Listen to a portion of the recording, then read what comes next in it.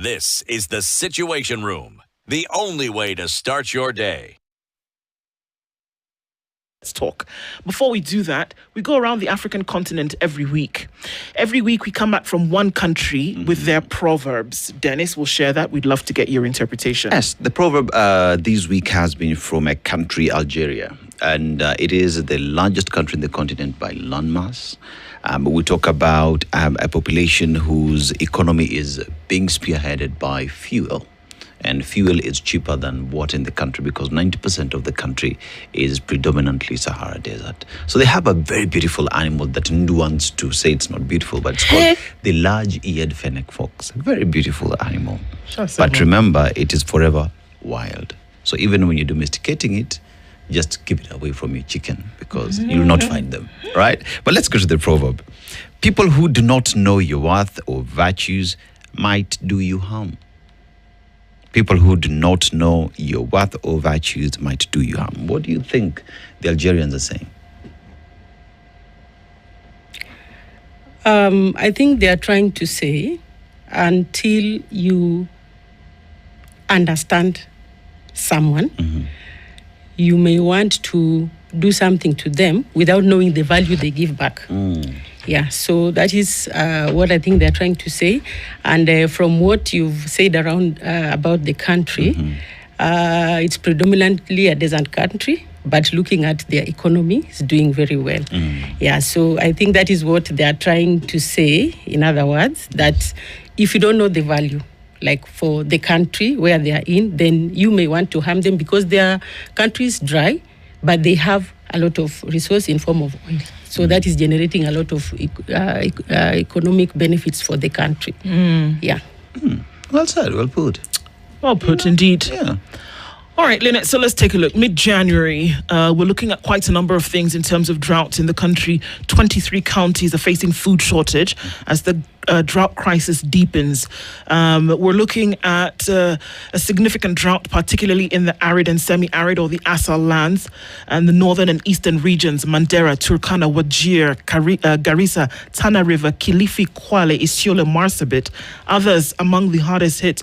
Dry conditions are linked to failed rains and prolonged dry spells, which have continued. Food security, rather insecurity, is rising. At least 23 out of Kenya's 47 counties are now facing acute food shortage due to the drought deepening. Millions affected by lack of water and poor harvests. Water scarcity in parts of Mandera County. Severe water shortages have killed livestock.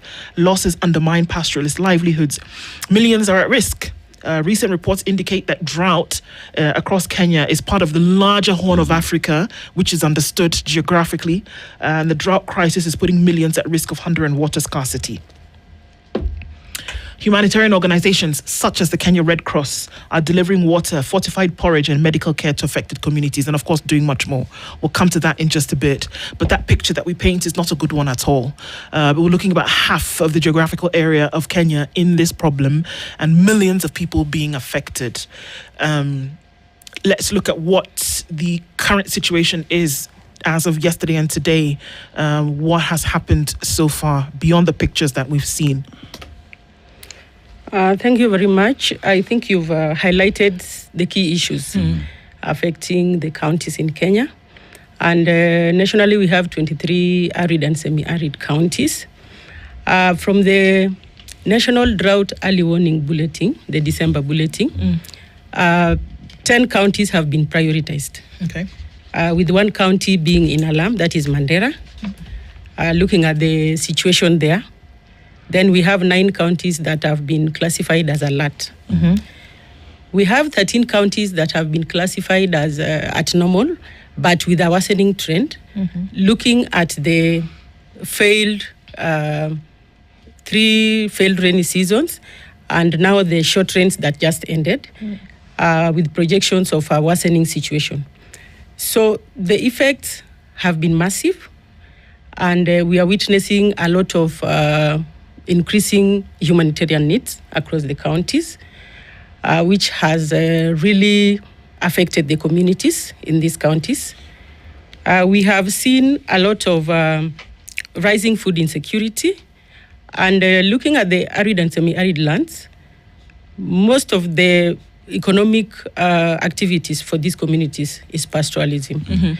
And with the prolonged dry conditions, then we have the pastures being depleted, which the livestock graze on.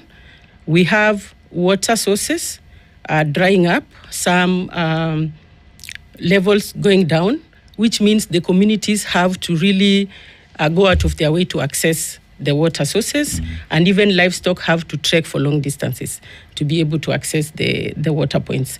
And we also have issues with food, because most of the pastoral communities rely on livestock products. They sell the livestock to get money to buy their other needs. And then for children, milk is a key source of food for the children. So when we have prolonged drought, then this affects even the livestock.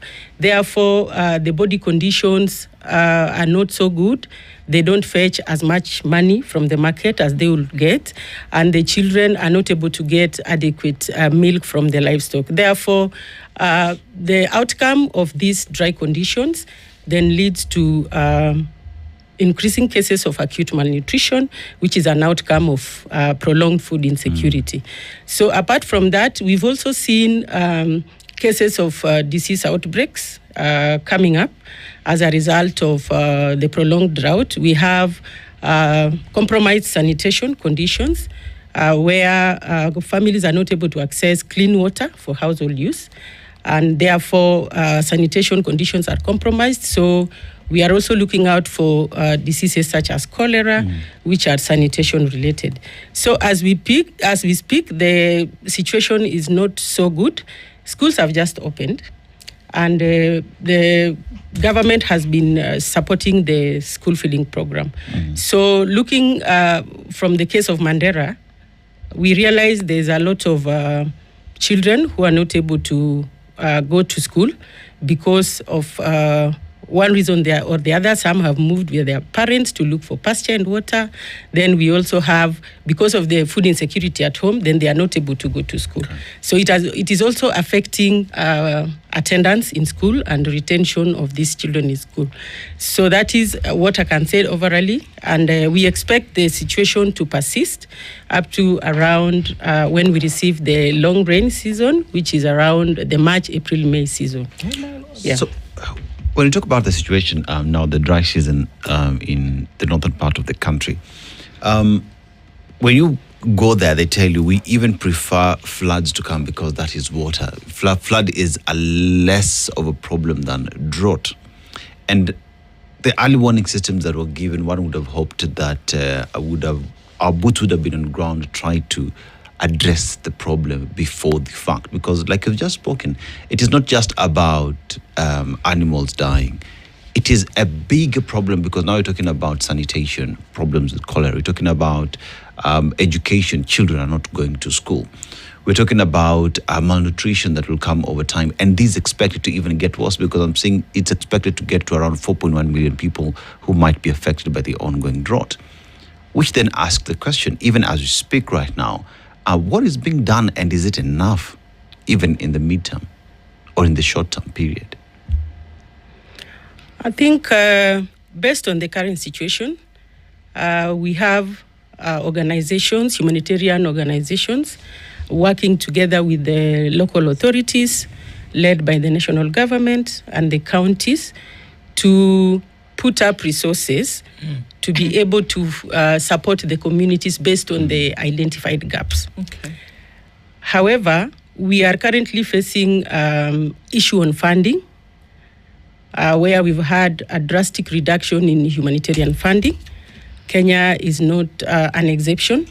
Therefore, we've had a lot of strains in terms of being able to support these communities based on the needs that are there. Okay. So what we are seeing now is a very reduced level of support across the humanitarian sector.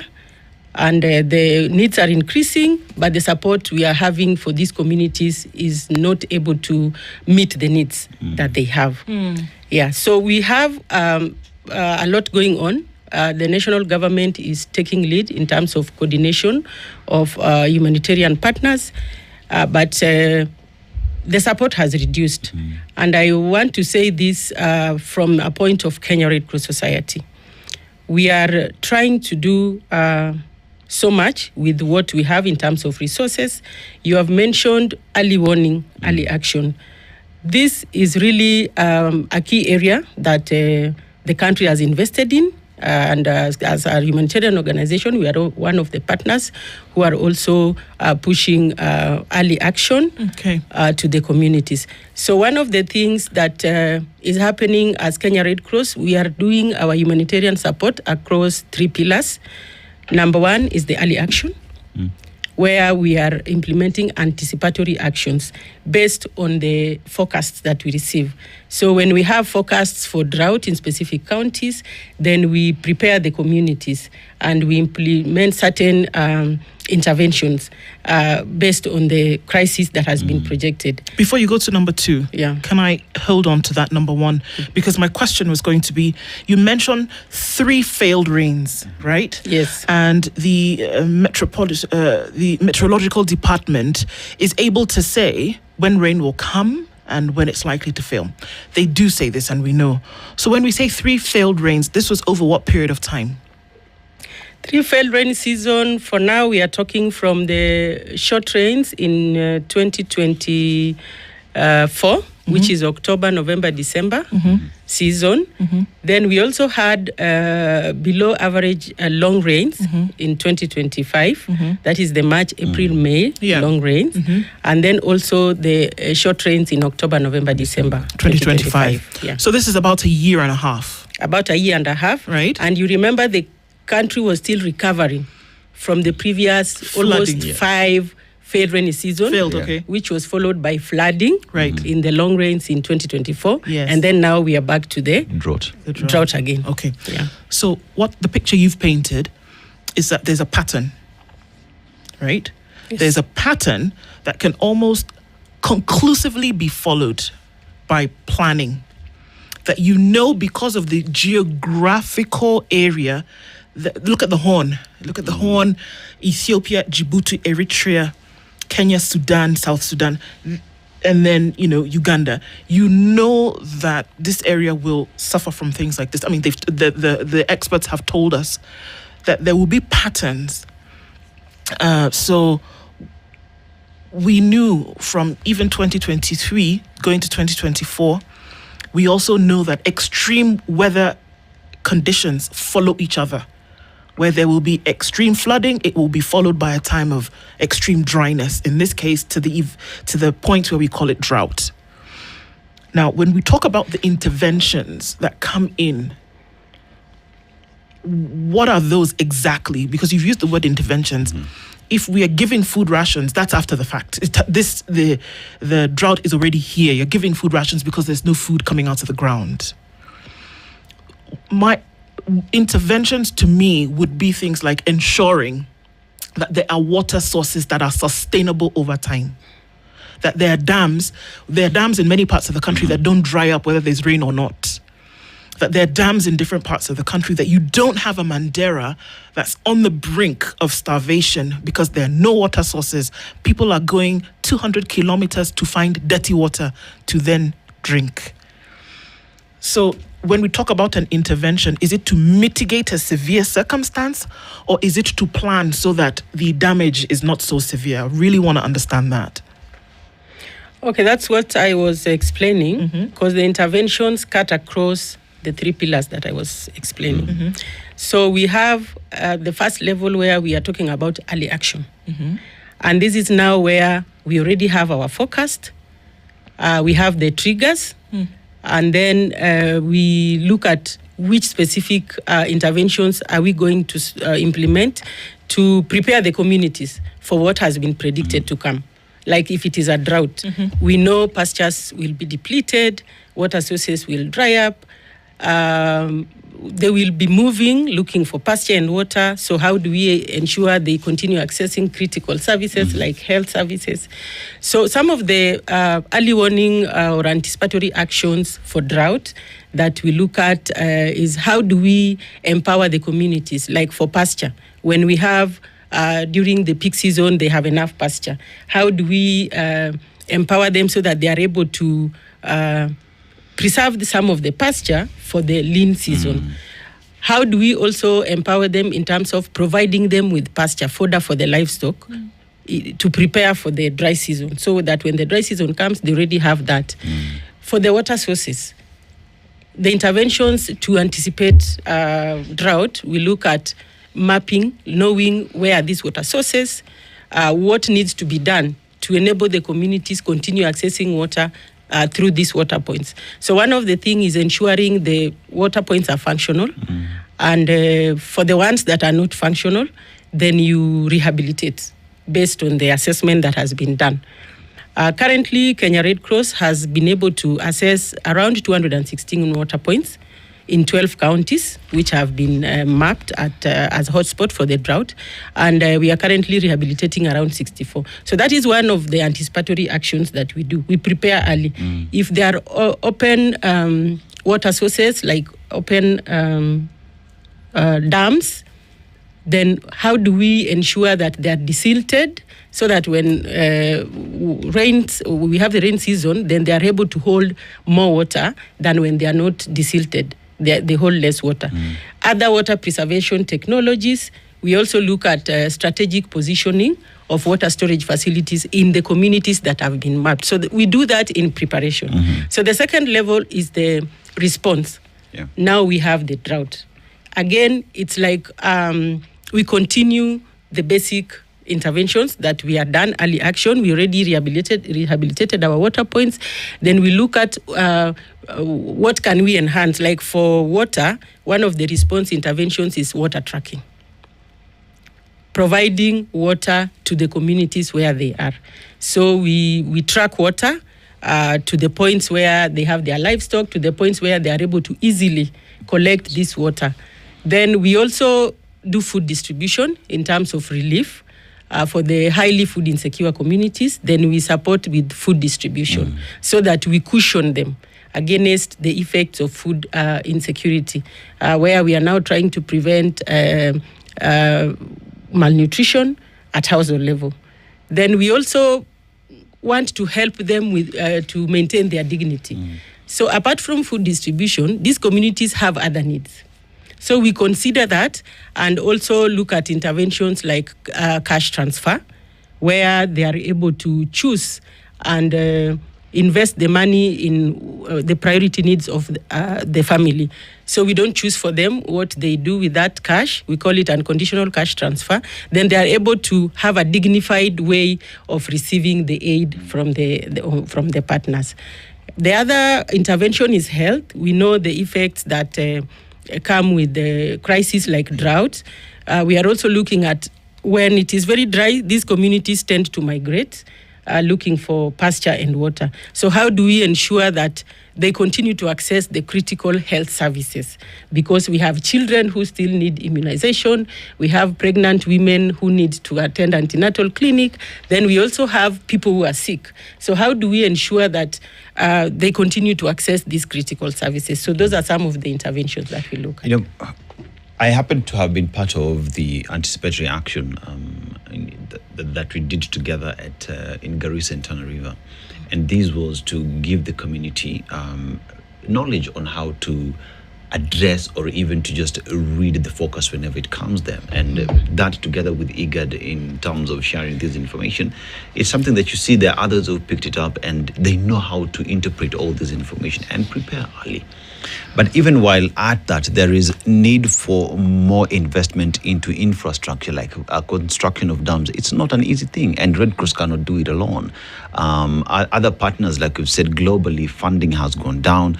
But as a problem that is local to us, now one would ask the question, if IGAD and Red Cross are working with the community in early anticipatory action and early preparedness for what is to come, what conversations are we having with the government of Kenya in terms of, fine, Mandera does not have a dam, but there's a river here that comes down Ethiopia that you can tap into and have a dam here. Whenever it rains, it floods. Are we saving this water instead of it flowing all the way to the Indian Ocean?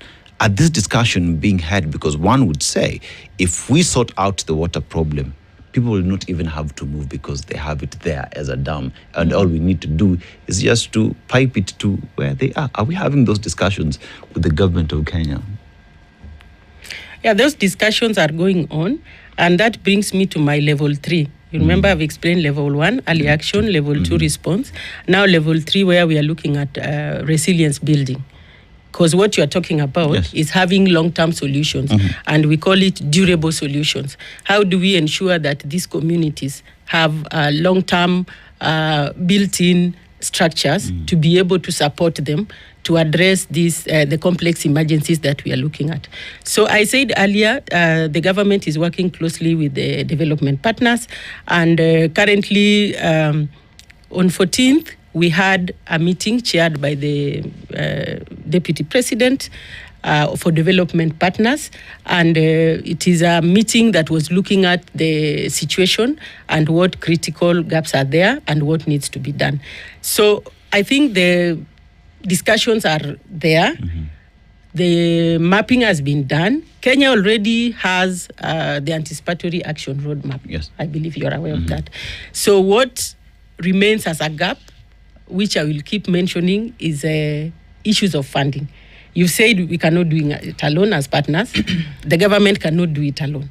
So it needs collaborative efforts and pooling of resources to ensure that we enable these communities to have long-term resilience around dealing with some of the shocks like the drought. So those discussions are ongoing, and the government is on top of the leadership coordinating the development partners. Okay. Yeah. So there's coordination of that leadership, there are talks, there's a roadmap.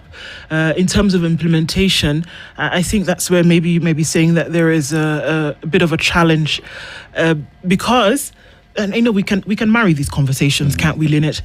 Because it's clear that there's not a resource issue. It's not for lack of funds. There are funds. I mean, we're stealing them all over the place. There's money that's disappearing. It's being taken by people.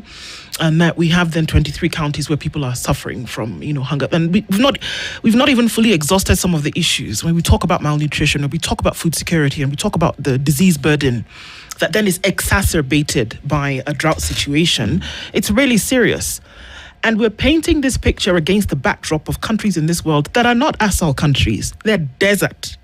It's significantly worse geographically. Australia, Israel, Morocco, Egypt, Saudi Arabia, Texas, the the UAE, Texas, which is geographically almost the size of Kenya. These are deserts. And guess what? We import apples from Israel, a desert country. Rice, which needs crazy levels of water in order for it to grow, is grown in Australia. I think you know where I'm going with this. These are deserts. They're not ASAL regions, deserts. But what happened here is that these countries understood the geographical area where they are and said, we either survive or we survive. And they put in place and implemented things. Is the Red Cross, because it's an international organization as well, is the Red Cross in Israel providing food rations for Israelis? It's not. It's not. So these problems have been here for years. It's not a 2024, 2025 issue. They've been here for years. But we seem to not be able to wrap ourselves around the implementation of some of these things, because there will be a severe weather pattern and people will die of hunger, livestock will be strewn across the place, and then we will mitigate. And we'll be in mitigation, but we will not be in sustainability. Why? And beyond talking and offering leadership and support and all of the fancy NGO words that sometimes we want to use, what needs to be done today to sort out this problem, but then also for the future to ensure that the severity of the situation is not felt in the manner in which it's being felt today? Thank you for that. I think what needs to be done is having the durable solutions that I had mentioned. Investing a lot in durable solutions to enable these communities build long-term resilience. And we are not just we are looking at resilience building across the key sectors that are affected. One of the key sectors is the food security sector. How do we ensure that our communities, we mostly rely on rain-fed agriculture. For the agricultural zones, we rely on rain-fed agriculture. How do we ensure that we build resilience of these communities to be able to advance beyond relying on rain-fed agriculture? And you know that is a lot of investment. You've mentioned countries like Israel. A lot of investment goes into that. We have the water sector. That one we've already mentioned. I don't want to repeat. How do we ensure that we invest in a lot of infrastructure for water so that communities continue getting sustained supply of water? When it rains, we have floods. These same communities are displaced. This water goes to waste. So how do we harness that to be able to harvest this water during the rainy season so that it is useful when we have the drought? In terms of the health, how do we build investment around building community resilience around health? We have a very good structure in Kenya around health. And I think for me, that is the only way that we can be able to support our communities. Moving from response to building resilience so that communities can continue sustaining their needs, even when we have these complex emergencies coming up. You know, the beautiful thing about all this is it has been tried and tested in the country, and we've seen that happen before. I remember back to Kenyans for Kenyans, the drought that we had, and we saw what happened in Turkana. There are those who got into farming, and Turkana is fertile. Many people never knew about it, and when they were introduced into agriculture, many took that up and became sustainable and able to take care of themselves. You go to Garissa today, you go to Tana River, and you find people through the knowledge that they have been given. Mostly, I'm talking about from the non-governmental organizations. They have been told how to use resources that they do have. They track water from Tana River and they do irrigation. They have their own farms that today, Garissa does not import food from outside. They produce their own. Because I was there, I saw that happen. It is something that can be done. But one would ask then the question, where is the laxity? Why are we... The blueprint is there. It is working, you know. Where's the gap in dealing with these once and for all? Because it's a problem that has been there. Remember back when we were using yellow maize that came from the United States of America, getting it from Texas, which is a desert. Why not just deal with it once and for all? Where's the gap from your perspective? Where is the gap and how do we deal with it? Thank you for that. I think what you're highlighting is just about mindset change. Because you see, for the arid and semi-arid communities, they're mostly pastoralist, though we have some pockets where we have agricultural zones. So what needs to happen is ensuring that we support the communities to diversify their livelihoods. You have given a very good example of Turkana, where some communities were introduced to farming and they are doing very well. So that takes a lot of community engagement so that they are able to understand beyond livestock keeping. Then we can also be able to utilize the resources we have, minimal water resources we have, to also do agricultural production. We are looking at skill building and skills transfer among the youth so that they can also be able to have alternative livelihoods beyond the traditional pastoral farming that we have. We are also looking at climate environmental conservation interventions, where we look at promoting fruit tree growing for these communities so that they can, apart from conserving the environment, then they can also have a source of food in terms of fruits and vegetables from these communities. So for me, it takes a lot of investment, not just having the money available. You need to have a strategy.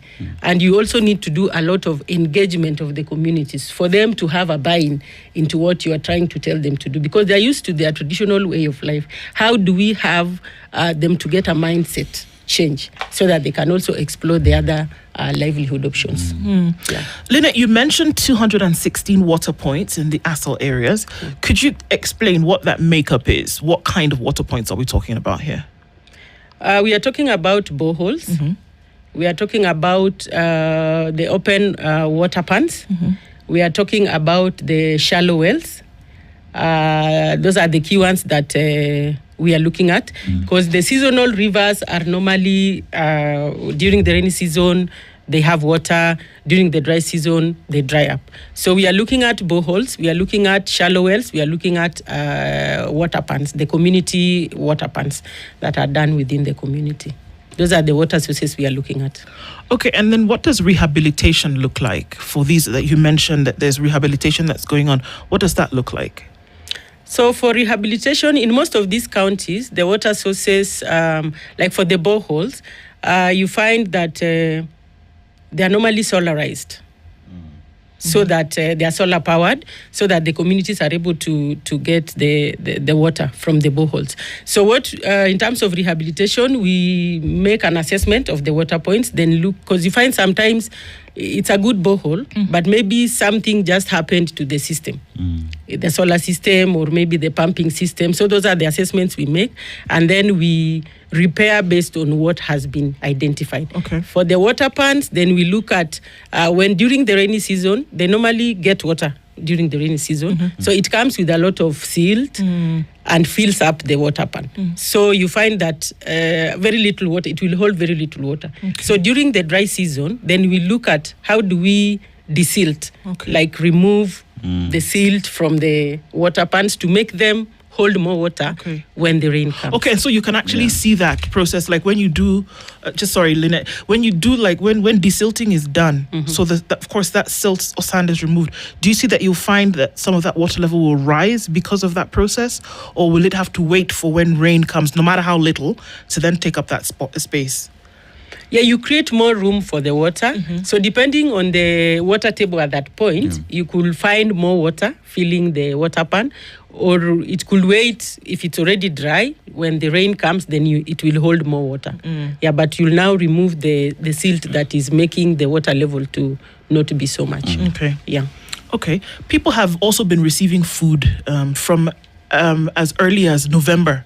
October last year. How have you been? I mean, I think to then, and how many people are we looking at having received rations, and what are they receiving? And obviously it's humanitarian, so they're not paying for it, but what kind of food are they receiving and where?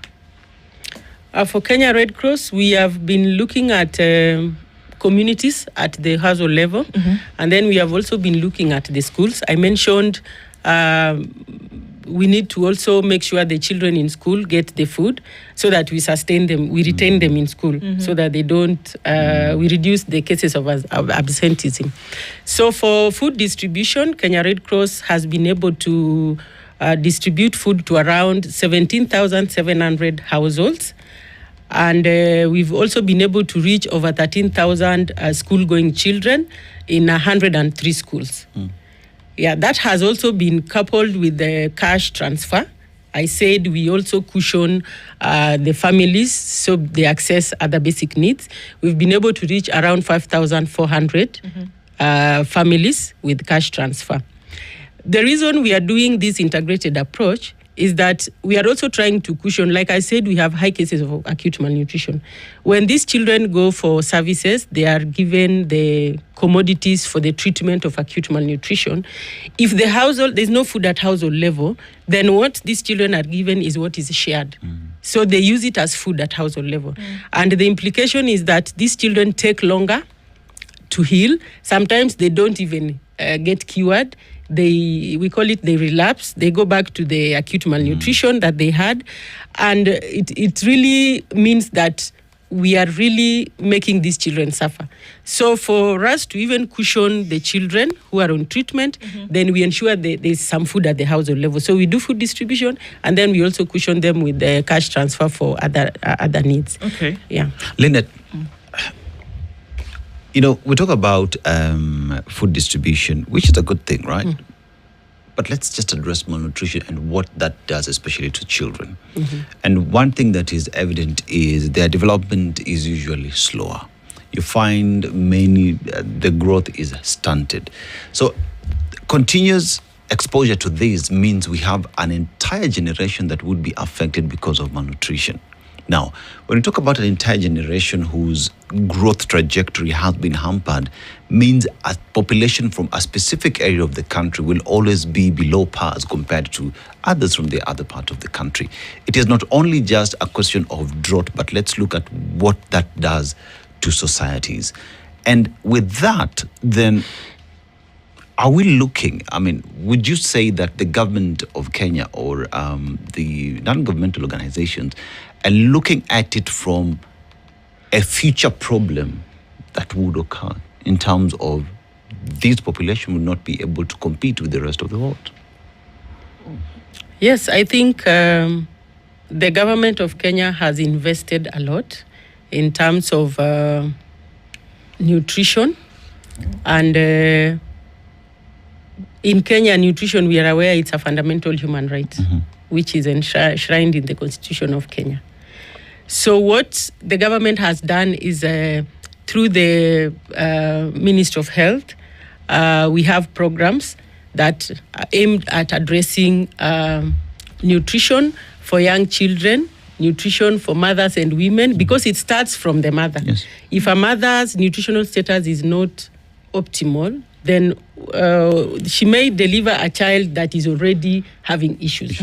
Yeah, so the government has really invested in terms of maternal, infant, and young child nutrition to ensure that we start addressing this problem right from conception. And we call it the 1,000-day window. From day one of pregnancy to when this child gets to 2 years. That is when most of the problem happens. What you are saying, the stunting. A child who does not get optimal nutrition between conception and 2 years, then you may not be able to reverse what has happened to this child. So there's a lot of investment that has gone into maternal, infant, and young child nutrition to ensure that our mothers and young children are able to access optimal nutrition. You've seen in most programs, when we are doing targeting, we look at children under 5, pregnant and breastfeeding women. And that is one of the reasons, because we are trying to optimize the window of opportunity, which is the first 1,000 days period. So we are having a lot of running programs, of course with challenges. I've mentioned the coverage is not optimal because of resource limitations, but the government has really done so much in terms of policy around nutrition, in terms of guidance, and in terms of ensuring that we are able to support what the government is doing. Yeah.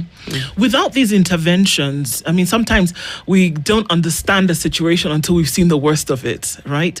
Without these interventions whereby, supplemental nutrition is given to children who are in these areas who then have to suffer from this, what would that look like? A child who is 5 years old should have reached a certain level. What would it look like without the interventions that, folks like yourselves are putting into place? One of the effects, I would say, is this child will not grow optimally as they will grow. And one of the effects that we will see is productivity. You've said having a population that does not have optimal nutritional status. Of course, the productivity will not be there. A child who is well-fed, and you look at a child who is not well-fed, even as they are playing, you will notice there's something wrong with the other child. So productivity is affected. We even have education outcomes as a result of the poor nutrition. A child who is malnourished may not perform well in class as a child who has optimal nutrition. And so what is the long-term effect? You have mentioned it. We'll have a population that is not able to compete because of the capacities we have as a result of poor nutrition. Yeah, those are some of the key effects that we are looking at. We might have discussions among non-governmental organizations who understand the situation. We'll have discussions with the government, who is their responsibility in investing in ensuring that all these disasters are taken care of early. But then there is the other stakeholder, who is the person on ground who's being affected directly. And when we have these discussions with them, because I remember when I was in Garissa and Tenerife, and the locals were saying, we don't want to be beggars every other time. We want solutions that are long-term. And when you just speak with them, because we know they are pastoralists, they move from one point to the other. That is their culture. That is their way of life. But what do they want to be done to them so that every other cycle, we do not troop with our lorries to go help them? Because once we know what they need, we are able to address that which they say they want. Are we having those discussions? And what do they want done, pretty much? The discussions are going on. I mentioned earlier that one of the key things we look at is community engagement. Mm-hmm. You don't just carry things to a community not knowing whether they will want that or not. You have to make sure it is something that is acceptable to them. Even when we are doing the food distribution, these communities have different cultures. They have specific foods they consume. So you have to understand them so that even if you're providing the aid, then you bring something that they will accept, something they will consume. If I may give an example, taking fish to someone, probably in Garissa, for them, I know it is something we are promoting, but giving them something that is new without first engaging them, creating awareness for them to understand the benefits and also accepting that may not work. So community engagement is very key. I want to give a very good example of what is happening through the National Drought Management Authority in Baringo. They are looking at giving the communities improved breeds of livestock, like goats. And they came to that conclusion after engaging communities, because they talked to the communities and asked, what do you want? And the communities say, we want you to give us an improved variety for our livestock so that they can be able to withstand some of the shocks that we are having. Because when we have drought, then most of our livestock die. Right. Yeah. So that is how you work with them. You engage them and they tell you what they want, so that as you also design your program, you design your support for them, then they are agreeable to what you are doing. Yeah. From a humanitarian point of view, obviously the Kenya Red Cross have been involved in programs like this across the country for a very long time. What would be because you serve in an advisory role as well. What would be the advice to give to government? Because they are the ones responsible for certain structures to be in place in order even for humanitarian work to be carried out. What would be that advice? And does it give you that kind of hope that it will be easy for you to step in if there are certain structures that have been established? For now, what I will say is there's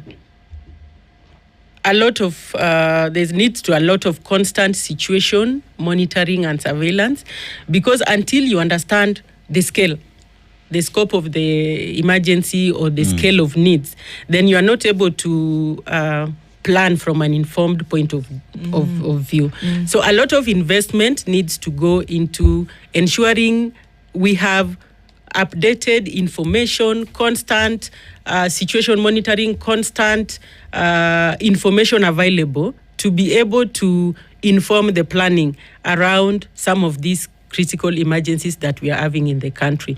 That will be number one, because without that, then we are not able to know where the needs are, which communities are most at risk. So currently, as we speak, we are looking at having gaps, a lot of gaps in terms of information, because the numbers are rising, but now we are not able to tell which specific areas. So a lot of work needs to go into ensuring sustained support for data to inform development partners, to even inform planning on what needs to be done. Yeah.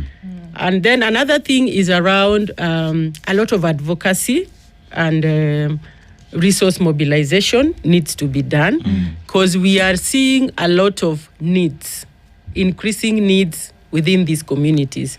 And for you to do anything for them, then you need to have the resources, whichever way, not necessarily monetary resources.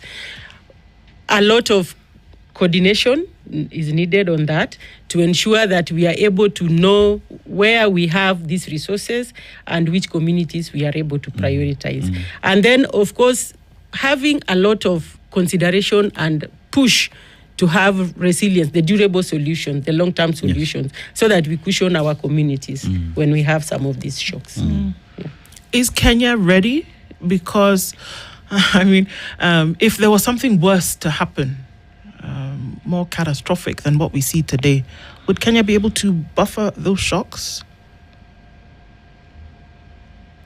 From a point of a humanitarian worker, I know the needs are huge, and the gaps are also huge. So for now, I can say that from the information I have, that we still have a long way to go in terms of ensuring that we are able to address the needs of our communities. Right. Yeah. Well, the work that you do it's I don't even know the right adjective to use. It's incredible because there's so many needs and there's not enough to go around. But somehow, through the interventions, we're seeing that people are not going without. So thank you for the work that you do. And also in terms of an advisory role to continue saying, look, folks, we have to get our act together because there may come a time we'll not be able to handle things if we continue like this. Thank you for being here this morning, opening our eyes and highlighting some of these issues to really understand the gravity of the situation and to understand what's really going on there. And we hope that we can continue these conversations with you into the future. Thank you very much, and thank you for having me. Lynette Ochieng is a nutrition program manager with the Kenya Red Cross. We'll be looking into the issues around drought in the country, and hopefully the next rains will not fail. Good morning, everybody. 8 a.m.